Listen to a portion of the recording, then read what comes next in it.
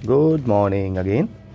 Sequence and series basic Fibonacci sequence मैंने आपको पिछली सेशन में बता दिया था। आज हम स्टार्ट करेंगे जीपी, राइट? क्योंकि एपी पहले कोर्स में थी, अब वो कोर्स से ख़त्म हो गई है। तो जीपी की फुल फॉर्म होती है ज्योमेट्रिक प्रोग्रेशन, राइट?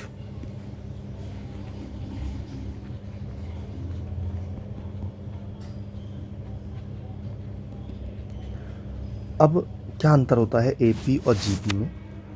हमने 10th क्लास में एपी पढ़ी है, तो उसमें होता क्या था, अगर हमने एक नंबर लिया, सपोज़ करो 5, और मैं इसमें 5 ऐड कर दूं तो 8 आ जाएगा, फिर 5 ऐड कर दूं तो 13 आ जाएगा, फिर 5 ऐड कर दूं तो 18 आ जाएगा। दैट इज़ कॉल्ड एपी, यानी कि अर्थमेटिक प्रोग्रेशन, जिसमें एक कांस्टेंट ही चीज़ हमेशा ऐड हो रही है। इट मीन्स उसकी जनरल फॉर्म है a plus d, a plus 2d, a plus 3d, that is called AP. ये आप पढ़ चुके हैं। अब जो कोर्स में है आपकी ज्योमेट्रिक प्रोग्रेशन, इसमें क्या होता है, इसमें एक चीज़ मल्टीप्लाई होती है हमेशा। यानी कि जैसे 3 लिया मैंने 5 की मल्टीप्लाई 15, फिर 5 की मल्टीप्लाई 75, फिर 5 की मल्टीप्लाई करेंगे तो ये बन जाएगी जीपी। और इसकी जो जनरल फॉर्म होती है वो होती है a are square up to चलती रहेगी। इसे बोलते हैं जीपी। फर्स्ट टर्म अगर लेते हैं, इसकी फर्स्ट टर्म का इसका नाम जो होता है वो ए ही होता है, जो एपी में होता है। हम एपी में निकालते थे कॉमन डिफरेंस डी, इसमें निकालते हैं कॉमन रेशो, और फॉर्मूला होता है A2 अपॉन A1। एपी में होता था A2 माइनस A1, इसमें होता है A2 अपॉन A1, या you can say that A3 upon A2, या you can say that A4 upon A3। अगर ये सेम नहीं आते हैं तो this is not a GP, okay? अच्छा जी, अब बात करते हैं nth टर्म की। nth टर्म की, या आप कह दो लास्ट टर्म की, एक ही बात है। और an, इसका फॉर्मूला होता है a इंटू आर की power n-1, right? Sn, sum of n terms, ये फॉर्मूला होता है a आर की पावर n-1 अपॉन r-1। बहुत सारी बुक में दिया हुआ है कि अगर r की वैल्यू 1 से बड़ी हो तो ये लगाएंगे, r की वैल्यू 1 से छोटी होगी तो हम ये लगाएंगे। मेरे हिसाब से दोनों एक ही बात है। क्यों एक बात है भाई? अगर आपने a की वैल्यू 1 से छोटी है और आपने ये फॉर्मूला लगा दिया तो नीचे नेगेटिव आ जाएगा, और नेगेटिव हटाने के लिए ऊपर से हमें कॉमन लेना पड़ेगा, तो वैसे भी उल्टा हो जाएगा। तो आपको बेसिकली 2 फॉर्मूले नहीं याद करने हैं, आपको बेसिकली एक ही फॉर्मूला याद करना है बस, राइट? अच्छा, अब अगर 3 टर्म, मान लो मैं कहूँ ए बी सी, कि मुझे शो करना है कि दीज आर इन जीपी, तो मुझे क्या करना पड़ेगा? मुझे फर्स्ट टर्म और थर्ड टर्म को मल्टीप्लाई करना पड़ेगा, और अगर वो सेकेंड टर्म के स्क्वायर के इक्वल आ गया, then you can say that they are in GP. ठीक है, चलिए स्टार्ट करते हैं क्वेश्चन। पहले प्रैक्टिस करते करते पहले इन फॉर्मूलों पर प्रैक्टिस कर लेते हैं, इसकी राइट, और इसकी। चलिए जी, वो कह रहा है फाइंड द 20th टर्म और the nth term of the GP. This हमें जीपी दी हुई है 5/2, 5/4, 5/8, ब्ला ब्ला ब्ला। तो मैंने जब ए फर्स्ट टर्म निकाली वो तो 5/2 आ गई। जब मैं आर निकालूंगा तो मैं सेकेंड टर्म को फर्स्ट टर्म से डिवाइड कर दूंगा, तो 1/2 आ गया। अब मेरे पास ए भी आ गया, आर भी आ गया, मुझे निकालनी है 20th टर्म। तो मैं A20 निकालूंगा, फॉर्मूला लगाऊंगा a इंटू आर की पावर 20-1। इसमें a की वैल्यू पुट कर दी और r की वैल्यू पुट कर दी 19। तो ये हो जाएगी मेरी 5।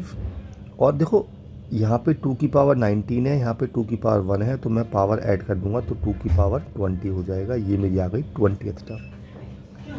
इसी तरह मैं nth टर्म निकालूंगा, तो a इंटू आर की पावर n-1।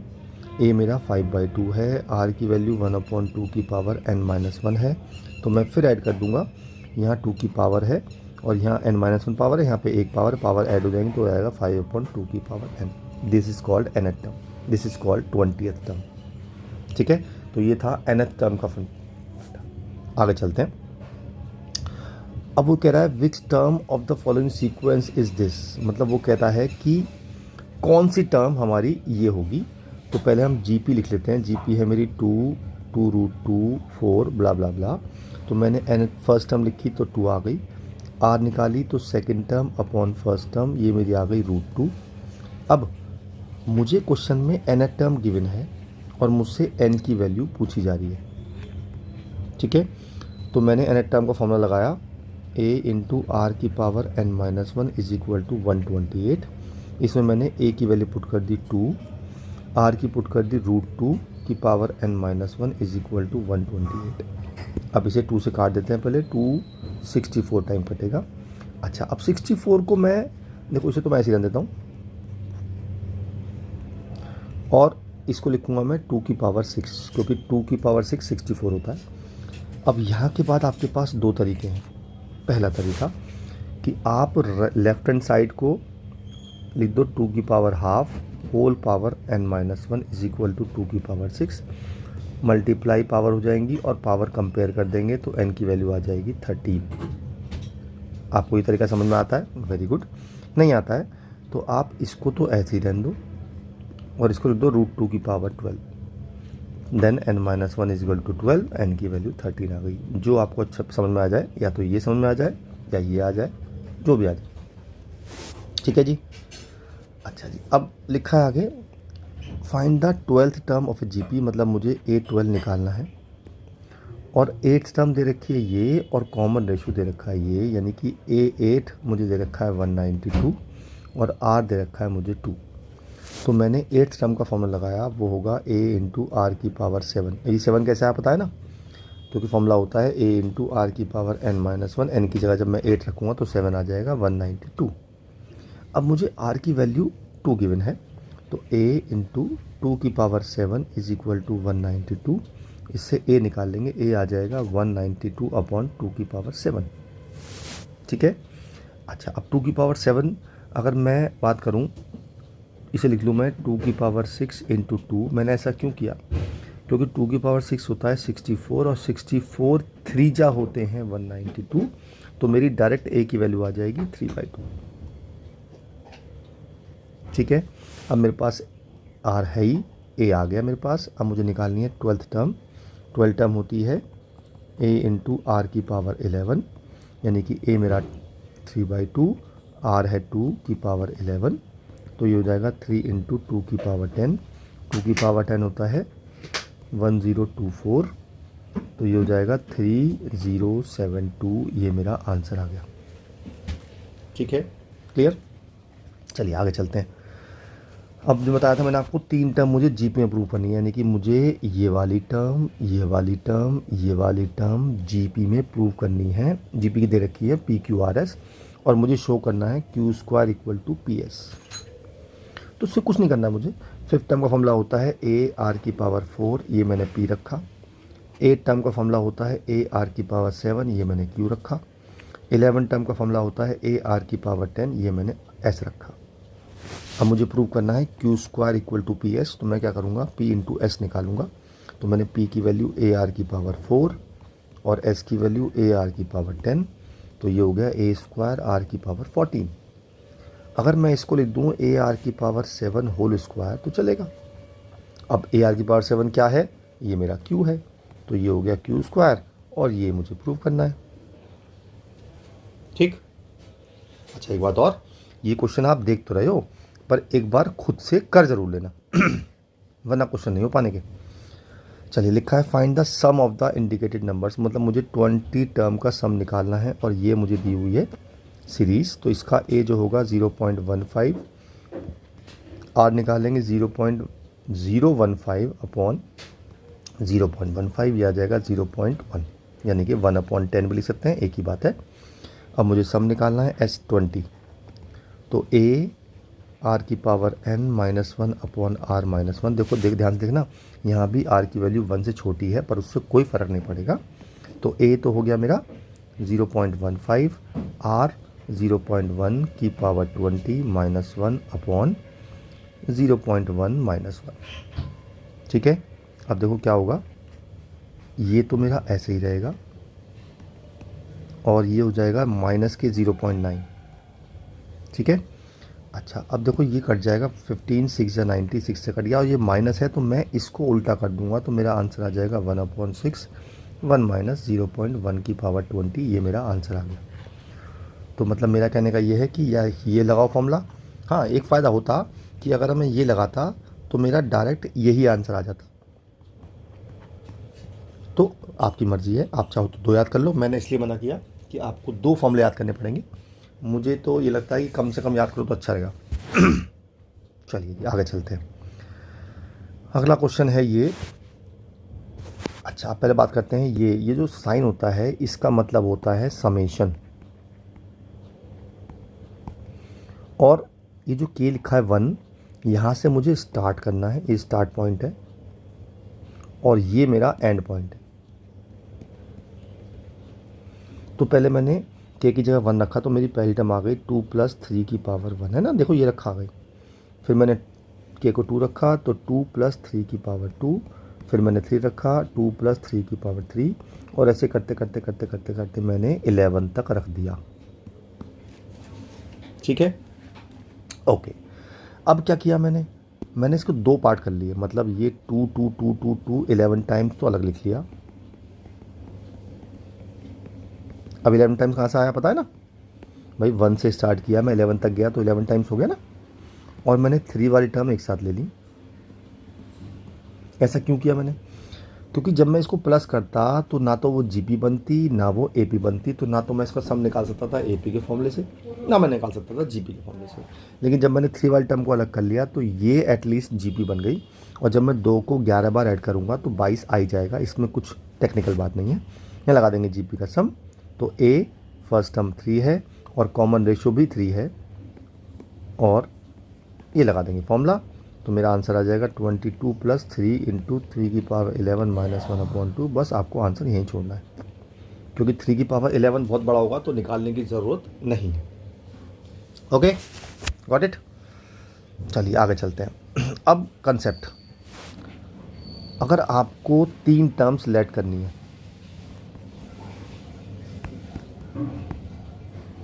तो 2 ऑप्शन है आपके पास। पहला, अगर उन तीनों टर्म्स का प्रोडक्ट गिवन है तो आप लेट करेंगे A/R, A और AR। और अगर उनका प्रोडक्ट गिवन नहीं है तो लेट करेंगे आप AR, AR²। ठीक है, फ़ायदा क्या होगा ये आपको क्वेश्चन में पता चलेगा, राइट। तो दोनों पे क्वेश्चन लेते हैं। पहला लिया मैंने सम ऑफ 3 टर्म्स इतने एंड देयर प्रोडक्ट। देखो मुझे प्रोडक्ट गिवन है तो मैं टर्म्स लूँगा A/R, A और AR। अब दोनों चीज़ मुझे गिवन है, एक तो उनका सम गिवन है 39/10 और उनका प्रोडक्ट भी गिवन है, तो मैंने मल्टीप्लाई कर दिया।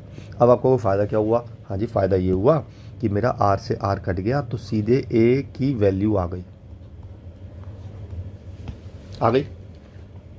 अब A की वैल्यू मैंने यहाँ पुट कर दी तो आ गया 1/R + 1 + R = 39/10। एलसीएम लेके क्रॉस मल्टीप्लाई तो ये हो जाएगा 10 + 10R + 10R² = 39R।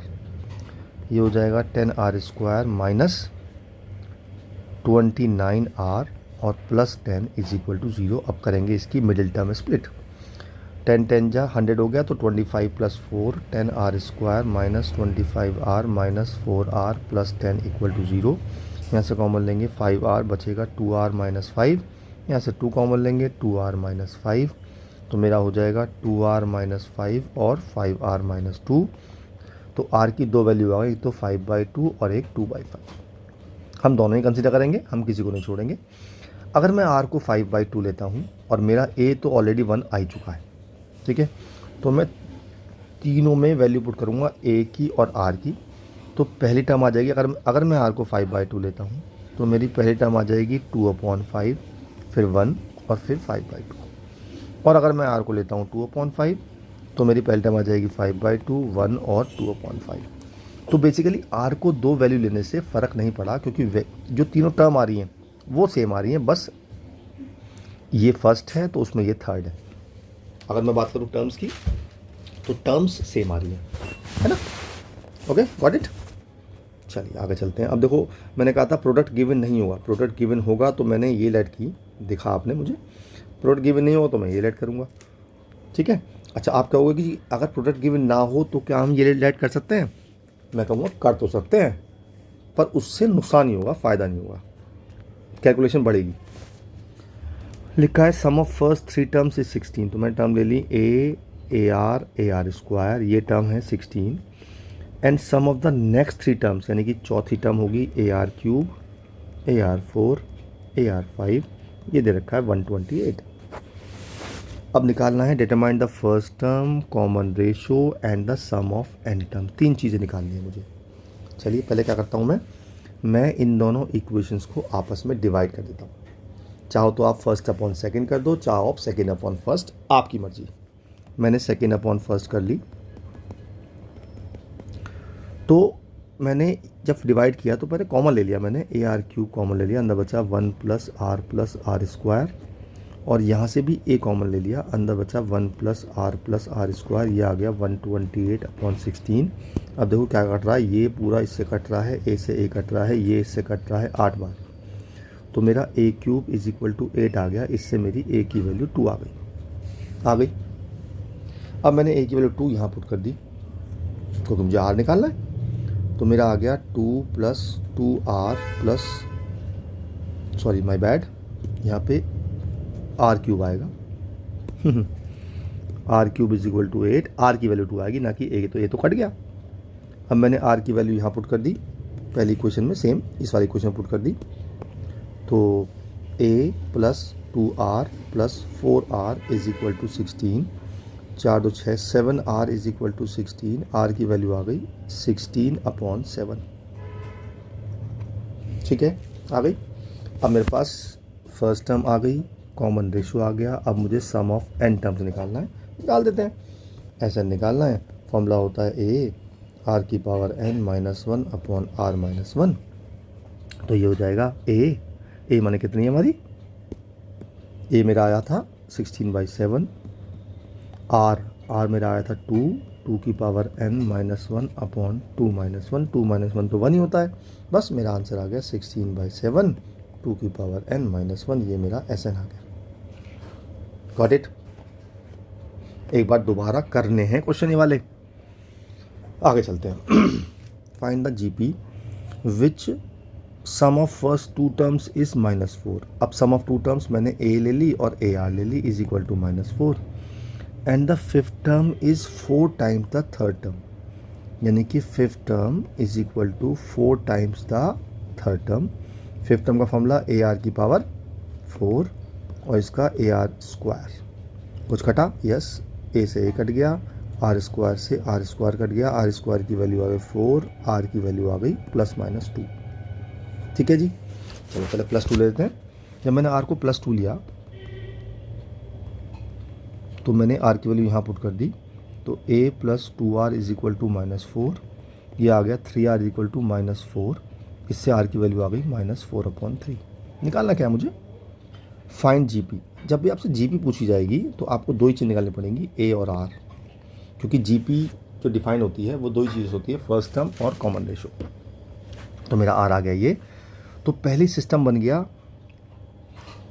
a, अच्छा मेरा r आया था, तो फिर गलती कर दी मैंने फिर ये गलती कर दी कि मैंने r की वैल्यू, मेरा r तो यहीं से आ गया था, जब मैं r यहाँ पुट करूँगा तो a प्लस 2a आएगा, तो उससे मेरी a की वैल्यू आएगी -4/3, है ना। तो मेरी फर्स्ट टर्म तो हो गई -4/3, फिर कॉमन रेशो 2 है तो 2 से मल्टीप्लाई कर दिया, -8/3, फिर -16/3, एक जीपी तो ये बन गई, पहला आंसर। अच्छा सेकेंड ऑप्शन में r को -2 भी ले सकता हूँ। जब मैंने r को -2 लिया और मैंने इस r की वैल्यू को यहाँ पुट किया वापस यहाँ पे, तो मेरा आ गया a - 2a is equal to -4, a की वैल्यू आ गई 4। तो मेरी दूसरी जीपी बन जाएगी, पहली टर्म 4, फिर -8, फिर +16, ऐसे बनती रहेगी।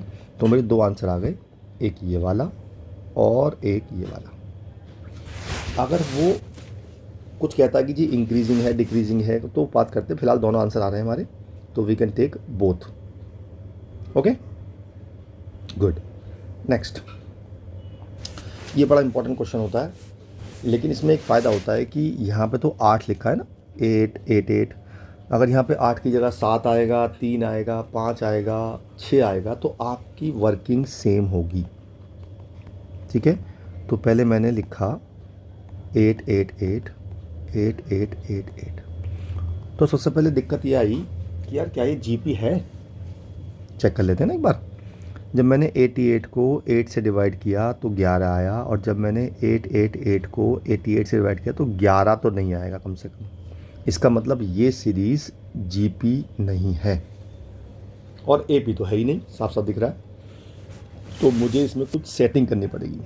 चलिए कर लेते हैं। सबसे पहले मैंने इसमें से 8 कॉमन ले लिया। जो भी होगा वो आप कॉमन ले लेंगे। उसके बाद आप 9 से मल्टीप्लाई करेंगे, 9 से डिवाइड। जो मल्टीप्लाई करेंगे वो अंदर, और जो डिवाइड करेंगे वो बाहर बैठा दिया मैंने 1/9। हमेशा 9 से करना है, राइट। चलिए अब सोचो 9 से क्यों किया मैंने, बताता हूँ ना अभी। 9 से इसलिए किया मैंने कि मैंने इस 9 को लिखा 10 - 1, 99 को लिखा मैंने 100 - 1, 999 को लिखा मैंने 1000 - 1, इसको लिखा मैंने 10,000 - 1, ब्ला ब्ला ब्ला ब्ला ब्ला। अब फ़ायदा क्या हुआ जी इससे? हाँ जी, फ़ायदा ये हुआ कि 2 बन गई सीरीज़। एक तो ले ली मैंने ये वाली सीरीज़, और एक ले ली मैंने ये वाली सीरीज़। ठीक है, दोनों को लिखते हैं अलग अलग। पहली सीरीज़ है मेरे पास 10 + 100 + 1000 + 10,000 ब्ला ब्ला ब्ला ब्ला, और माइनस कॉमन लेके 1 + 1 + 1 n टाइम्स। अब सोचो जब मैं 1 को n बार ऐड करूँ तो क्या आएगा। चलो मैं आपको बताता हूँ। अगर मैं 1 को 4 बार ऐड करूँ तो क्या आएगा, आपको बताया 4 आएगा। अगर मैं 10 बार ऐड करूँ तो 1 को क्या आएगा, ऑब्वियसली 10 आएगा।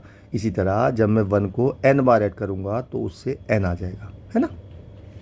अच्छा, अब लगा देते हैं इसमें जीपी का सम, क्योंकि अब ये बन गई जीपी। इसका जो a हो गया वो हो गया 10, और जो उसका r हो गया वो भी 10 हो गया। तो मैंने लगा दिया a r⁻n - 1/r-1। बस इसको सॉल्व करना है। अब इसको अंदर मल्टीप्लाई कर देते हैं तो 80/81, क्योंकि 9 9 जा 81 हो जाएगा। 10⁻n - 1 - 8n/9। बस ये मेरा आंसर आ गया, यही छोड़ना है आपने। क्लियर है? कोई भी डाउट हो तो मुझे आप प्लीज़ कमेंट कीजिएगा, है ना। और अगर आपको अच्छा लग रहा हो तो इस वीडियो को शेयर कर दीजिएगा अपने दोस्तों में, जिससे कि उनका रिवीजन भी हो जाए, या चैप्टर ही हो जाए पूरा। चलिए आगे चलते हैं। Find 4 numbers forming geometric progression in which the third term. चलो पहले 4 नंबर मान लेते हैं। AR AR², देखो मुझे प्रोडक्ट गिवन नहीं था तो मैंने सिंपल नंबर माने। अब वो कहता है third term is greater than the first term by 9। Third term ये is greater than the first term by 9। पहली क्वेश्चन मेरी ये बन गई। ठीक है, इसको और सॉल्व कर लेते हैं। AR² - A = 9। यहाँ से a कॉमन ले लेंगे, R² - 1 = 9। ये मेरी बन गई पहली इक्वेशन। अब लिखा है second term is greater than the fourth term by 18। अब सेकेंड टर्म, ये रही second term, is greater than the fourth term by 18। एक इक्वेशन से बनेगी। इसको भी सॉल्व कर लेते हैं। AR - AR³ = -18। यहाँ से -AR कॉमन ले लिया, बचा R² - 1 = -18। माइनस से माइनस काट देते हैं। Now this is my second equation. अब मैं फर्स्ट इक्वेशन को सेकेंड से या सेकेंड को फर्स्ट से डिवाइड कर देता हूँ। मैंने सेकेंड को फर्स्ट से डिवाइड कर दिया तो ये आ गया AR R² - 1/A R² - 1 = मैंने मिस्टेक कर दी, एक ग्रेटर देन था तो यहाँ भी प्लस ही आएगा, यहाँ प्लस आएगा तो यहाँ माइनस आ जाएगा। ओके, तो ये आ गया -18/9। ठीक है, अब a से a कट गया, इस पूरे से a कट गया, ये कट गया 2 से, तो r की वैल्यू आ गई -2 आ गई। चलिए जी, अब r की वैल्यू -2 आ गई। r की वैल्यू यहाँ पुट कर दो, उससे a की वैल्यू आ जाएगी। निकाल लेते हैं। a -2 का स्क्वायर -1 = 9, a 3 = 9, तो मेरी a की वैल्यू आ गई 3। मेरा a आ गया, r आ गया। अब क्या निकालना है? Find 4 terms. तो मतलब मुझे इन चारों में a और r की वैल्यू पुट करनी है। तो पहली टर्म आ गई 3, फिर आ गई 3 × -2 यानी कि -6, फिर आ गई -6 × -2 12, फिर आ गई -12 × -2 -24। ये मेरी 4 टर्म आ गई। ठीक है, एक बार चेक कर लें, मतलब लिखा है third term is greater than the first term by 9, आ रहा है देखना, 12 माइनस 3 9 आ रहा, बिल्कुल आ रहा है। और लिखा है fourth second term is greater than the fourth, यानी कि सेकेंड माइनस फोर्थ 18 भी आ रहा है। It means we are correct. ठीक है जी, आगे चलते हैं। 22वां क्वेश्चन हमें दे रखा है पी क्यू आर जो है, पी एच टर्म जो है वो ए है, क्यू एच टर्म बी है, आर एच टर्म सी है। तो मैंने एक जी पी मान ली जिसकी मैंने फर्स्ट टर्म तो मान ली कैपिटल ए और रेशो मान लिया मैंने कैपिटल आर। तो जो उसकी पी एच टर्म होगी वो होगी ए आर की पावर पी माइनस 1, ये मुझे ए दे रखा है। इसी तरह ए आर की पावर क्यू माइनस 1, ये मुझे बी दे रखा है। इसी तरह ए आर की पावर आर माइनस 1, मैंने देखो पता कैपिटल आर क्यों माना मैंने, जिससे कि कन्फ्यूजन ना हो कि रेशो क्या है और ये वाला आर क्या है। इसी तरह मैंने कैपिटल ए माना जिससे कि कन्फ्यूजन ना हो कि ये ए और फर्स्ट टर्म में डिफरेंस है। अब मुझे क्या करना है, मुझे इस ए की वैल्यू को इस ए की जगह पुट कर देना है, बी की वैल्यू को बी की जगह पुट कर देना है, सी की वैल्यू को सी की जगह पुट कर देना है। आप ऐसा करना नहीं चाहते हो तो आप क्या करो, बोथ साइड पावर लगा दो इसमें q माइनस आर। वैसे इससे बढ़िया तरीका ये है कि आप ऊपर ए की वैल्यू पुट कर दो, आसान पड़ेगा। तो ए आर की power p minus 1 whole power q minus r into ए आर की power q minus 1 whole power r minus p into ए आर की power r minus 1 whole power p minus q. अब मुझे सॉल्व करना है इसको। तो पहले मैंने क्या किया, मैंने सारी ए की पावर इकट्ठा कर ली, मतलब इनको पहले अलग कर लिया मैंने।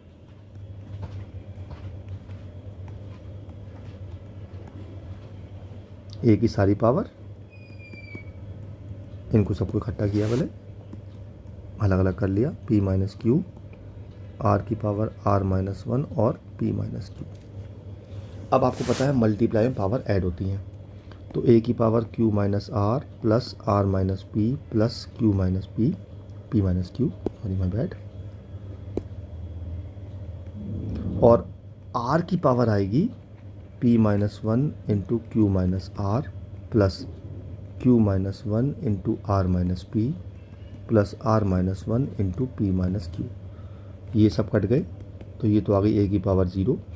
जब आप इनको मल्टीप्लाई करके सबको ऐड करोगे तो ये भी सब कट जाएंगे, तो यहाँ भी r की पावर 0 आ जाएगी और आंसर आ जाएगा 1, because anything to the power 0 is 1। Very good, next चलते हैं। बहुत बढ़िया क्वेश्चन है, एग्जाम में आने के पूरे चांसेस होते हैं इसके। लिखा है first term and nth term are a and b. तो फर्स्ट टर्म तो ए होती है, पता है सबको। वो कहता है nth टर्म बी है, इसका मतलब जो बी हो गई वो हो गई ए इंटू आर की power n minus 1, because it is a formula for nth term. अब मुझे p is the product of n terms, यानी p क्या है, p क्या है, first term into second term into third term into fourth term into fifth term, ऐसे करते करते ए आर की पावर n माइनस 1। मुझे इन सब को मल्टीप्लाई करना है। ठीक है, तो पहले बात करते हैं टर्म कितनी है। ये टर्म 1 2 3 n टर्म्स है ना। अब अगर n टर्म्स हैं तो उसमें a कितनी बार आया होगा, ऑब्वियस सी बात है कि n बार आया होगा, तो a की पावर तो n होगी, क्योंकि जब a को n बार मल्टीप्लाई करूँगा तो a की पावर n आ जाएगा। अच्छा, अब r की पावर मल्टीप्लाई है तो ऐड होंगे, यहाँ पे r की पावर 1 है, यहाँ पे 2 है, यहाँ पे 3 है और n माइनस 1 तक जा रहा है। इसका मतलब मैंने सारी पावर ऐड कर दी n माइनस 1 तक। ठीक है, अच्छा, अब सबसे पहले क्या करता हूँ मैं इसकी वैल्यू निकाल लेता हूँ। ये क्या बन रही है, ये बन रही है AP। 10th में हमने AP पढ़ी है। AP का सम का फॉर्मूला होता है n/2 a प्लस l, याद है ना। ठीक है, अच्छा अब बात करते हैं कि इसमें टर्म कितनी है। ध्यान से सुनना, ये टोटल टर्म्स n थी, लेकिन यहाँ तो r है ही नहीं। तो अगर a मेरा n बार आएगा तो r जो टर्म्स होंगी वो तो एक कम होगी, यानी कि जो इसका n होगा वो n माइनस 1 होगा। a मेरा ये रहा और लास्ट टर्म मेरी ये रही, मैंने पुट कर दी तो n-1/2 a मेरा 1 है और प्लस n-1, 1 से 1 कट गया तो मेरी ये आ गई n इंटू n-1/2। ये मेरे सम आ गया इसका, मैंने यहाँ पुट कर दी। तो p की वैल्यू आ गई a की पावर n, r की पावर n इंटू n-1/2। ठीक है, चलिए जी। अब मैंने स्क्वायरिंग कर दी बोथ साइड, और जब मैंने स्क्वायरिंग करी तो होल स्क्वायर ऐसे लगा दिया, तो होगा क्या, a की पावर तो 2n हो जाएगी और r की पावर हो जाएगी n इंटू n-1/2 इंटू 2 से 2 कट जाएगा।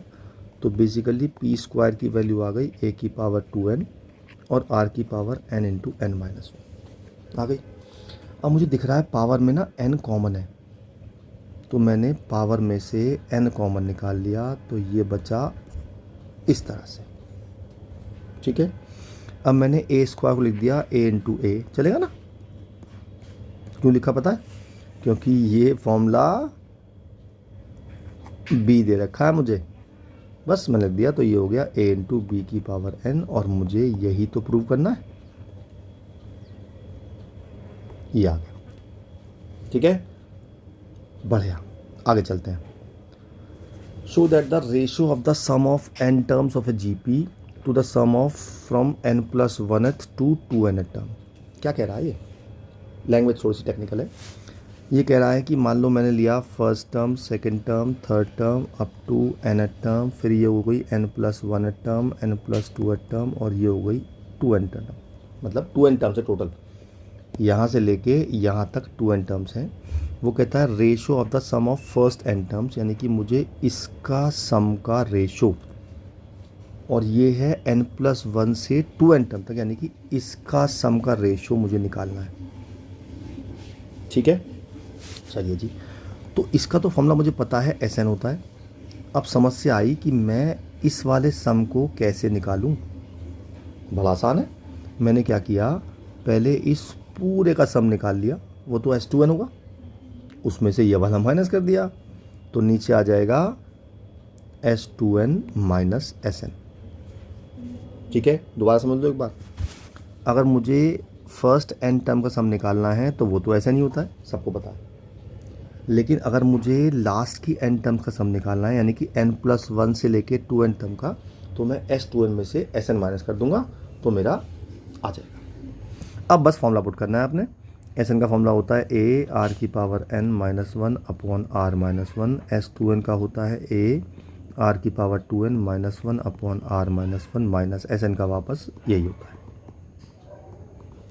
बस अब क्या करना है, पहले तो r-1 काट दिया, उसके बाद मैंने ऊपर तो ऐसे ही रहने दिया, नीचे से a कॉमन ले लिया, अंदर बचेगा r की पावर 2n-1 माइनस r की पावर n+1, 1 से 1 फिर कट गया, और a से a भी काट दिया।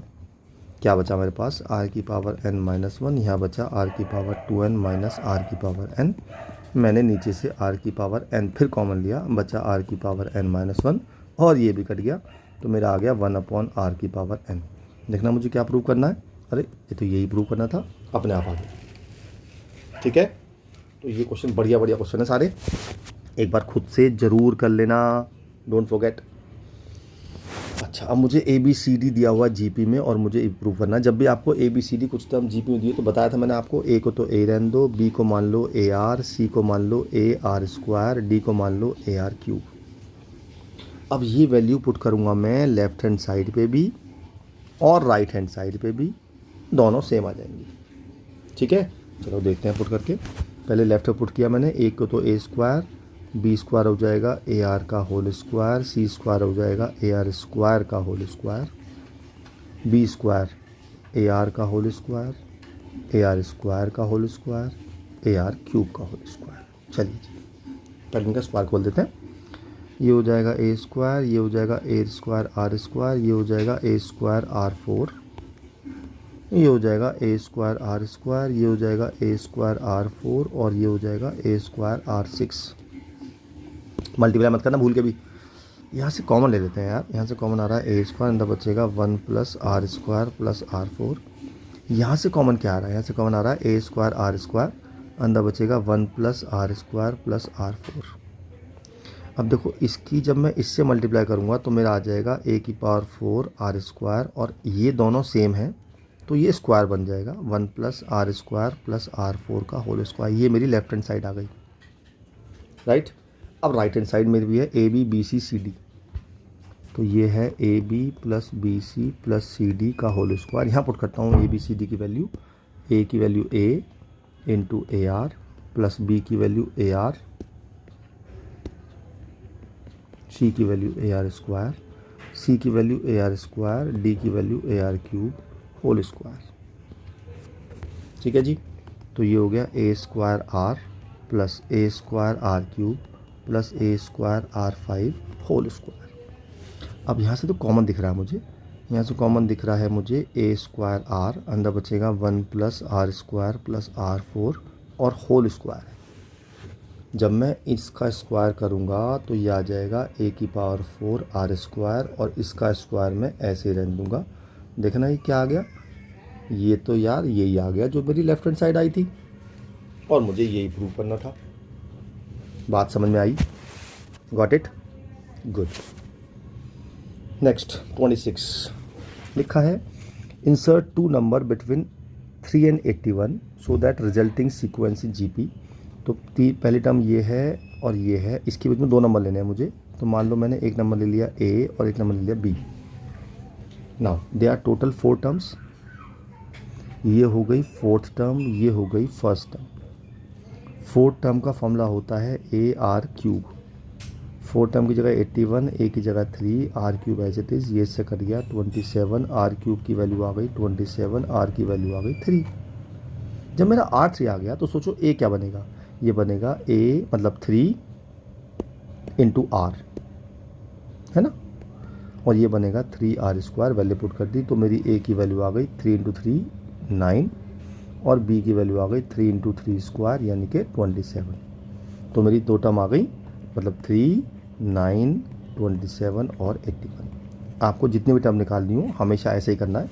इसमें 2 टर्म थी, 2 टर्म थी तो टोटल 4 हो गई थी। अगर मान लो मुझे 6 टर्म निकालनी होती तो ये होती तब 8th टर्म, है ना, समझ गए ना, काम वही करना है।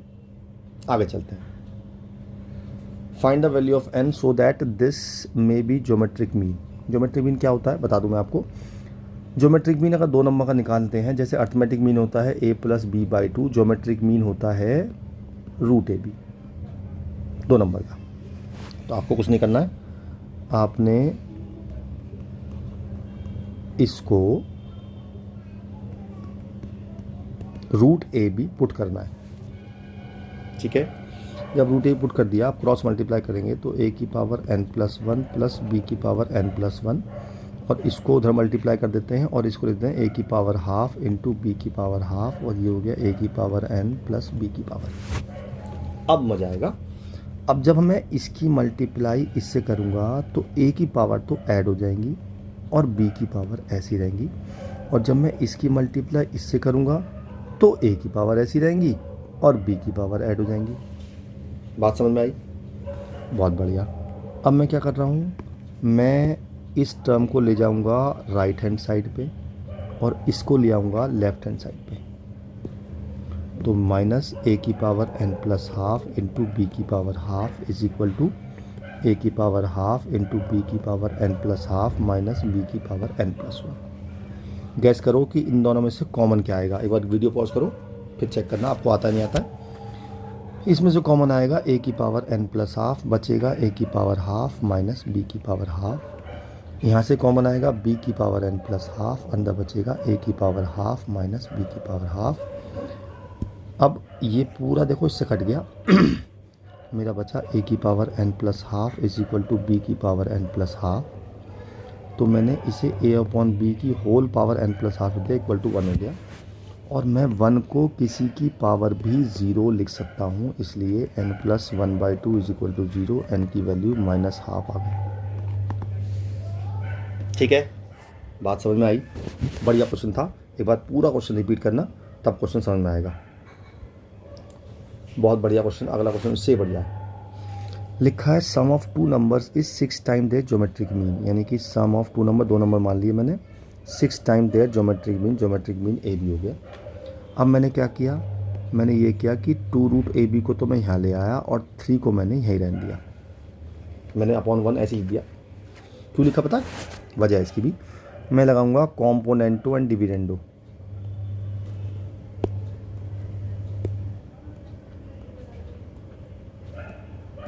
अब ये क्या होता है जी, क्या बोला है ये कहता है कि अगर आपके पास कहीं भी a/b is equal to c/d हो तो उसको आप ऊपर न्यूमरेटर प्लस डिनोमिनेटर, नीचे न्यूमरेटर माइनस डिनोमिनेटर दोनों तरफ लिख सकते हो। ठीक है, इसे कहते हैं कॉम्पोनेंटो एंड डिविडेंडो। ये थ्योरम मैं यहाँ लगा रहा हूँ। इस पूरे को मानूंगा कैपिटल A, इसको कैपिटल B, इसको C और इसको D लगा दिया मैंने। तो ये बन जाएगा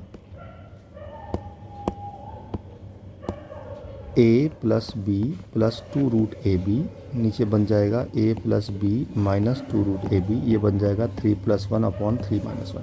अच्छा एक बात और, ऐसा आप नहीं कर सकते कि इस तरफ लगाएं और इस तरफ ना लगाएं, दिस इज़ नॉट पॉसिबल। हमेशा कॉम्पोनेंट और डिविडेंड टू बोथ साइड लगता है। अब देखो क्या हुआ, देखो ये क्या बन गया, ये बन गया √a प्लस √b का होल स्क्वायर। चाहो तो खोल कर देख लो एक बार, यही आएगा। नीचे बन गया √a माइनस √b का होल स्क्वायर, ऊपर हो गया 4, नीचे आ गया 2, ये कट गया 2 आ गया, तो ये 2/1 हो गया। मैंने कर दी स्क्वायर रूट बोथ साइड, मतलब रूट हटाना था मुझे, स्क्वायर हटाना था। तो ये हो गया मेरा √a plus √b upon √a minus √b is equal to √2/1। मैंने इसमें दोबारा कॉम्पोनेंटो एंड डिविडेंडो लगा दिया।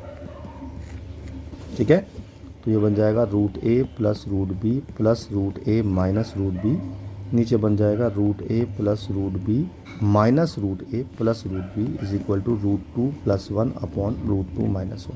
क्या फ़ायदा हुआ? हाँ फ़ायदा हुआ ना, ये इससे कट गया और ये इससे कट गया। मेरा आ गया 2√a upon 2√b is equal to √2 + 1/√2 - 1। 2 से 2 कट गया। अब स्क्वायरिंग कर देते हैं बोथ साइड, तो a/b आ जाएगा √2 + 1 का स्क्वायर अपॉन √2 - 1 का स्क्वायर। तो ये हो जाएगा a² + b² + 2ab, ये हो जाएगा a² + b² माइनस 2ab। तो मेरा a/b आ गया 3 + 2√2/3 - 2√2। और देखना क्या प्रूव करना था मुझे, अरे मुझे तो यही प्रूव करना था, अपने आप आ गया। ठीक है जी, ओके, बहुत बढ़िया, बढ़िया क्वेश्चन है, दोबारा कर लेना, एग्जाम आने की उम्मीद है पूरी। चलो एक क्वेश्चन और कर लेते हैं, लास्ट क्वेश्चन आज की क्लास का। लिखा है AM and GM of the roots of the quadratic equation. मैंने रूट्स मान लिए अल्फ़ा और बीटा, तो उनका AM हो गया अल्फ़ा प्लस बीटा बाई 2, ये मुझे 8 गिवन है। और √AB या अल्फ़ा बीटा GM ये मुझे 5 गिवन है। Then obtain the quadratic equation. Good, चलिए, तो मैंने 2 को इधर ले गया, तो अल्फ़ा प्लस बीटा हो गया 16, इसकी स्क्वायरिंग कर दी तो अल्फ़ा बीटा आ गया 25। आपने 10th क्लास में पढ़ा होगा, अगर मुझे रूट्स पता हो तो इक्वेशन होती है x² minus sum of the roots into x plus product of the roots. पढ़ा है ना? बस मैंने पुट कर दी वैल्यू, तो x² minus 16x plus 25 equal to 0, ये मेरा आंसर आ गया। ठीक है, आपकी पूरी एक्सरसाइज कंप्लीट हो गई है जीपी वाली। अब बची है मिसलेनियस, तो कल या परसों मैं आपको मिसलेनियस भी दे दूंगा, पहले आप इसकी प्रैक्टिस कर लो। ओके, फिर मिलता हूँ अगली वीडियो के साथ, तब तक के लिए बाय बाय।